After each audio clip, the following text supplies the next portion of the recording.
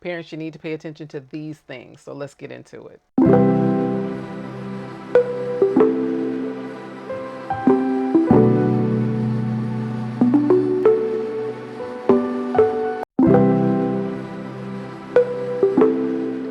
Hey there, I'm Dr. Tureka Louis, former school administrator turned consultant, and I'm a homeschool mom. So if you're like me, you want your child to thrive and get a great education so that they can have a happy, healthy, fruitful, and productive life. If that's your truth, then you want to watch this video where I'm going to talk about the 7 elements of a great education. Parents, you need to pay attention to these things. So let's get into it. First and foremost, we're going to talk about the setting. Now, when we talk about the setting, we're talking about the setting in totality. So that may look different depending on the style of education that you're going for your kiddo. You may want to send them to a brick and mortar school. And when I say brick and mortar, I'm literally talking bricks and mortar. So we're talking about public schools, private schools, charter schools, and even some Montessori schools. You send your child to a building, there's a program of education selected by a governing body, and your child gets educated along with others. You may be looking at homeschool.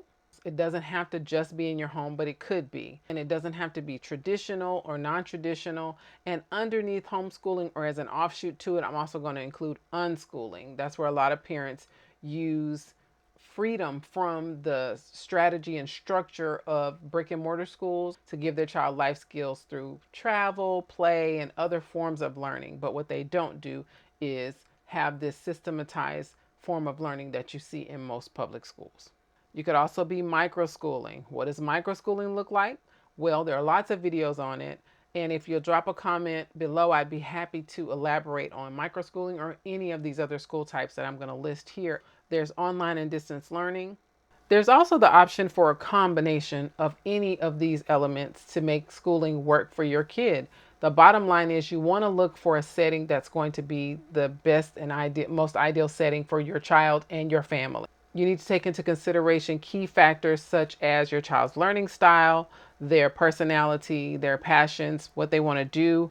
So as you're thinking of this, one of the things you want to think about is, where is your child going to actually sit to learn, and where will they be when they are practicing, maybe outside of said learning space? So where is your child's classroom? And it may or may not be a traditional classroom. And where are they going to practice outside of the classroom? What's the vibe? You want to think about that. What's the best vibe for your child and your family? Next, we want to think about the structure. What is the structural approach that your household takes to learning? And how do you want to get there? What's going to be best for your child, and what's going to work for your family's lifestyle? What is expected? What is the structure? And if these things are a little overwhelming, you're not sure how to approach this or where to begin, it's not a sign of weakness for you to reach out and ask for help, whether it be at your local school, family and friends and loved ones who happen to have educational backgrounds. A person like me who's a private consultant, I help families all the time to not only figure out these questions, but to build a plan for success for their kids. And I also work with adults as well. Please feel free to comment below this video or DM me. You can find me at Dr. Tureka Louis on Instagram, Facebook, and Threads. Next, let's think about studies and curriculum. What things does your child need to learn in order for you to feel like their education is complete? And this is not just about the subjects taught in the classroom. We're also talking about skills. We're talking about abilities. What are the areas of knowledge that you want your child to acquire?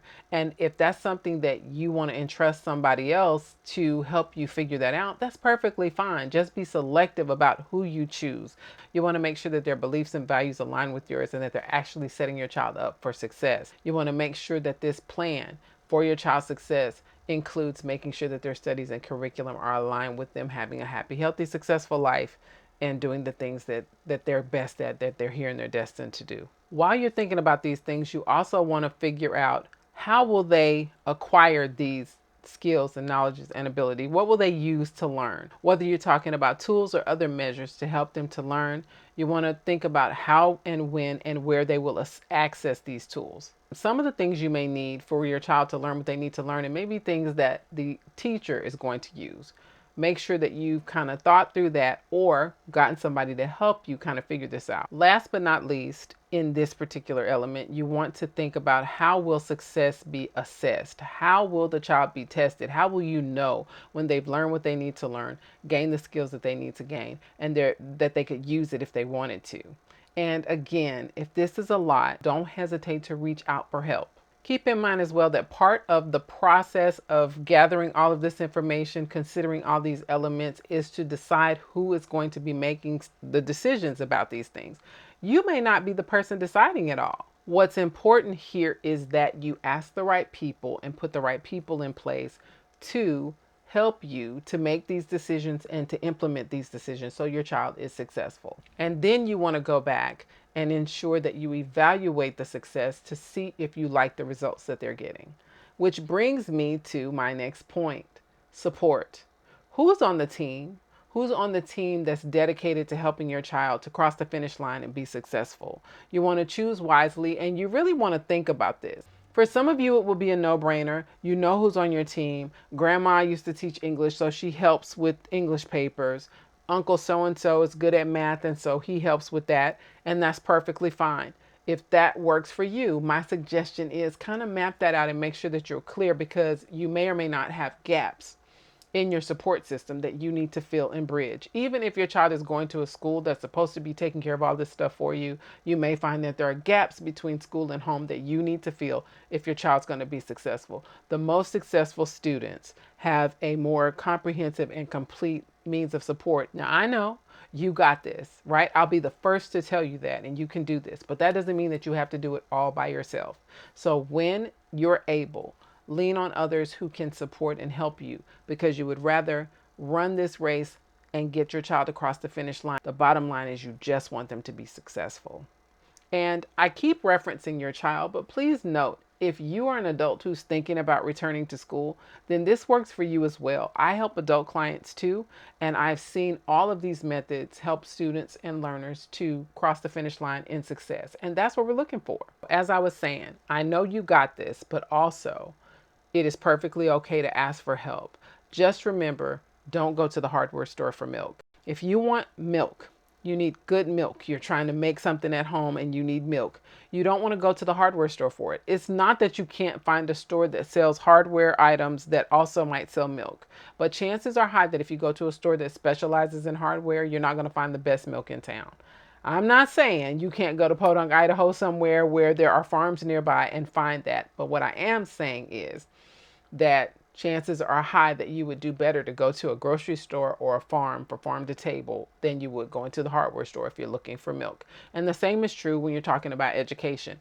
Don't go to people for help who do not have a successful track record at educating students and helping them to cross the finish line. What you don't want to do is ask for help from people who cannot get you to where you want to go in the way that you need to get there. You want to make sure that you're asking people who have the experience, have the knowledge, have the wherewithal, who also have ideals, intentions, and goals that are in alignment with yours and your family. That's going to be your best chance for success. And again, if you're not sure who to call or you're looking to add to your team, I'm here and I'd be happy to share with you my experience, what I've done to help clients. Feel free to DM me on Instagram, Threads, Facebook.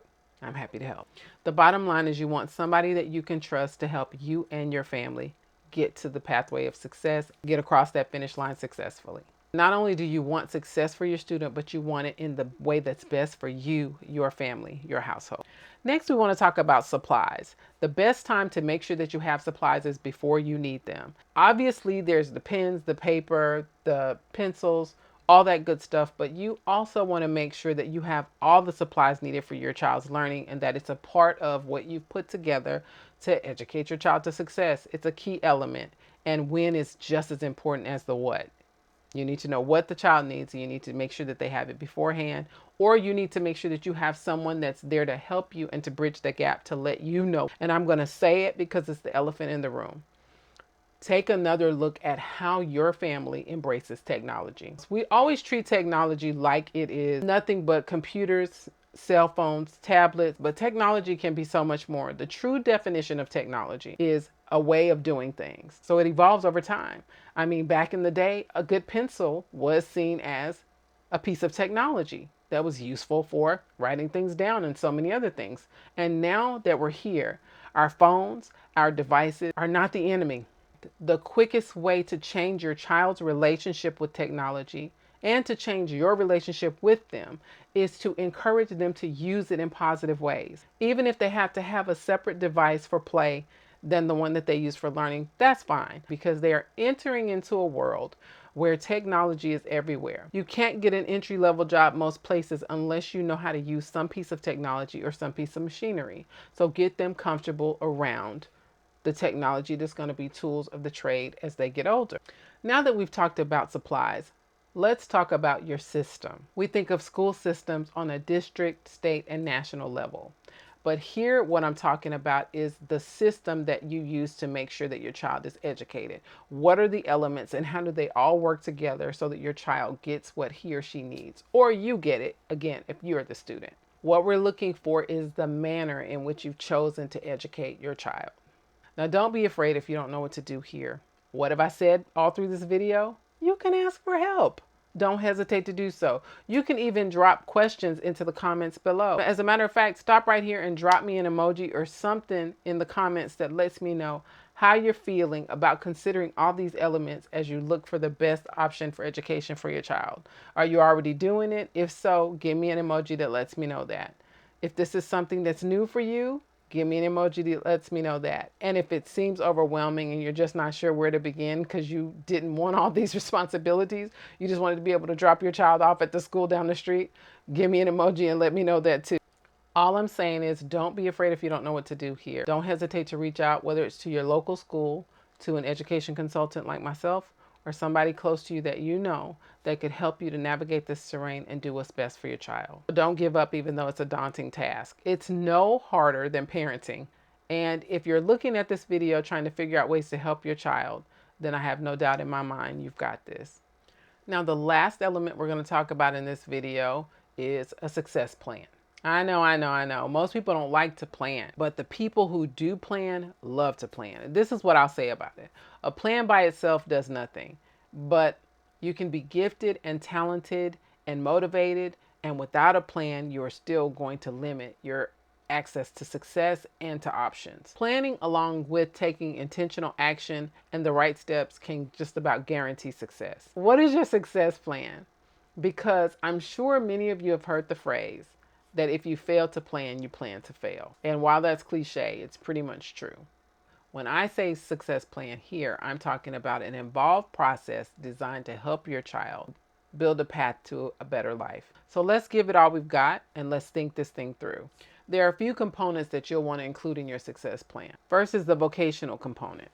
What type of work is your child best suited for? What would it be best for them to do in order to not only earn income, but to feel like they're providing a product or a service to the world that makes the world better and that they can feel good about? You'd be surprised how many options are out there when you start examining vocational options for your kiddo. And their education is one of the first places that we need to start looking at the types of jobs and work that are best suited for them. Next, we want to talk about the lifestyle impact. How does the manner of education that you're thinking about providing for your child affect and impact the lifestyle of the child and the family? It doesn't make sense to select an educational approach that is not in alignment with your family's lifestyle. What I mean by that is, as you think about it, remember you have all sorts of options. Make sure that you pick what's best for your family. If you travel a lot and you need your child to be able to travel a lot, then you might want to consider unschooling, homeschooling, or distance learning. If your child needs the type of structure that can be provided in a brick and mortar school, then you'll definitely want to consider one of those options, and you'll want to look into all of the 7 key elements that we've been talking about in this video to ensure that you pick the best one for your child. So desired lifestyle component is important, and a lot of families don't think about it because we are prone to just do what we think we're supposed to do. But even that can be done in a way that sets your child up for more success. Next, let's look at the life skills component. Will the manner of education that you're looking at for your child help them to have the life skills that they need in order to live a successful, productive, and happy life? If not, how are you going to bridge the gap? Like a lot of families will send their kiddo to school for the academic portion of it, and then they expect to fill in the gaps for life skills at home. And there are other families who feel like the school should be doing it all. There are families who feel like all of it should be done at home. And that's what you need to think about when you're creating this success plan. You want to make sure that all of the gaps are indeed filled so that your child has a complete plan for success in education and in life. This may seem like it's a lot. To make it easier for you, I've created a quick reference guide that you can find either in the description of this video or in my bio, depending on where you're watching me. It is completely free of charge, and all you need to do is reach out to let me know that you want it. It's a great infographic that will give you not only these 7 key elements, it will also help you use these key elements to create a great educational experience for your child and prepare them to live the happy, healthy life that they desire and deserve. You just need to put together all the pieces, and this quick reference guide will help you do it. So set your child up for success. So if you're watching this video because you are thinking about continuing or returning to school, you still need this infographic. You still need this quick reference guide. These 7 key elements can help you to build a plan for success for yourself as well. As a matter of fact, let me know in the comments which one of these key elements resonated most with you. Also, feel free to let me know which one you had the most difficulty wrapping your head around, which one you're not sure about, which one you could use some help with. Don't forget to hit that like button, share this video, and subscribe for more tips, tools, and pointers for how to help your child to succeed and for how to ensure success for yourself as well. You know, education is a journey, and with these 7 key elements, you are setting a path for success for your child. Thank you so much for listening. I am Dr. Tureka Louis, otherwise known as Dr. Lou, a former school administrator turned education consultant and not your average homeschool mom. And I'm here to help you prepare yourself, your child, your family for success. Remember, learn to love yourself and you'll learn your way to success. Until next time, I love you, I believe in you, and for now, I am out.